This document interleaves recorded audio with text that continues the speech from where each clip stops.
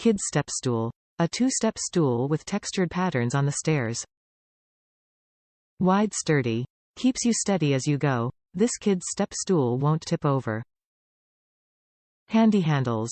This portable step stool is easy to grab on the go. Easy assembly. Assemble this stepping stool in minutes. Hex wrench included. Kid-sized.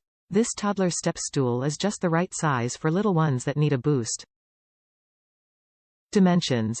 This wooden stool measures approximately 15.86 inches, L, by 14.3, D, by 11.13, H. Age. The Piqué Boost is recommended for kids 2 years and over. Top reviews from the United States. Nice, a little heavy. My 2-year-old daughter has a very easy time with this step stool and has started going to the toilet on her own.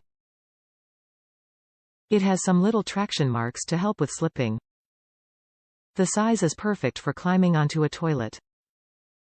It is probably too short for use at the sink for a 2-year-old. It is too heavy for a small child to easily move. It is bulky.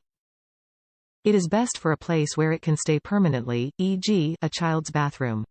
One of the steps was dirty on arrival.